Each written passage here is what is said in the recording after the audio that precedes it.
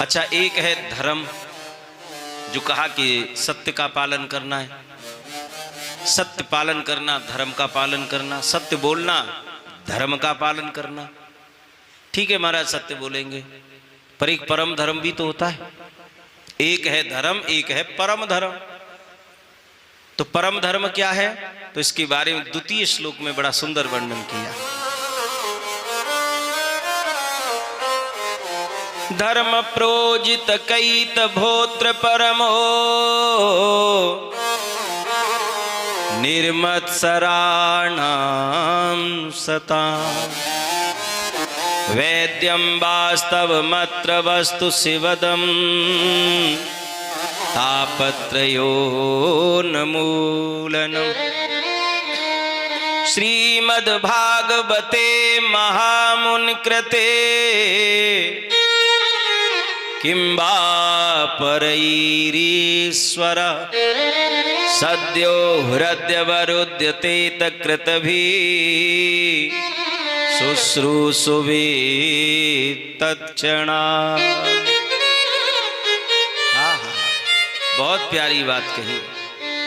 कहते हैं कि कपट जिनके मन में है ही नहीं, जिनके मन में कपट नहीं है, जो निष्कपटी हैं, निष्कामी हैं, जिनके मन में मोक्ष की भी कामना नहीं है, ऐसे निष्कामी, मोक्ष की भी इच्छा नहीं है, केवल गोविंद को जिसने चाहा, ऐसे जो निष्कामी संत हैं, ऐसे जो निष्कामी भक्त हैं, उन भक्तों के, संतों के जानने योग्य जो परम धर्म है, वेदव्यासी कहते हैं वो श्री कृष्ण कथा है, वो भागवत की कथा है, वो राम जी की कथा है।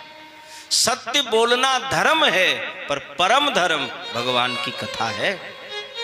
सत्य का पालन करो तो ज्यादा से ज्यादा भगवान की कथा सुनो, तो धर्म और परम धर्म दोनों का पालन हो जाएगा।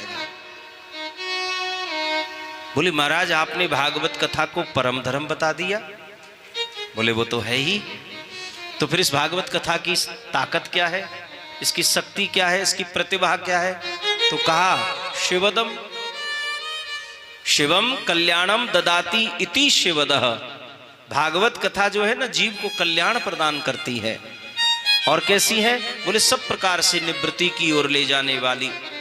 कामासक्त जो मन है उसे निवृत्त कर दे, विषयासक्त जो हमारी परिस्थितियां हैं उसे निवृत्त कर दे। ये कृष्ण कथा की प्रतिभा है। और सबसे बढ़िया लक्षण कथा का एक ही है साहब, ध्यान देना, भागवत कथा में, भागवत कथा का सबसे बढ़िया लक्षण ये है, जैसे 2:45 बजे और आपने मन में सोचा कि चलो कथा का समय हो गया, तैयारी करो, कथा सुने, तो जैसे ही आपके मन में कथा सुनने का संकल्प उठा, उसी क्षण आपके हृदय में गोपाल प्रकट हो जाते हैं। सद्यो हृदय वरुध्यते तत्कृतभिः शुश्रूषुवित तत्क्षणात्। अभी सुनी नहीं कथा, केवल सुनने का संकल्प भर मन में आया और गोपाल हृदय में प्रकट हो गए। ऐसी परम पावनी है ये कृष्ण कथा। बोले महाराज, तो फिर ये कथा आई कहां से? इतनी बढ़िया कथा कहीं से तो आई होगी ना।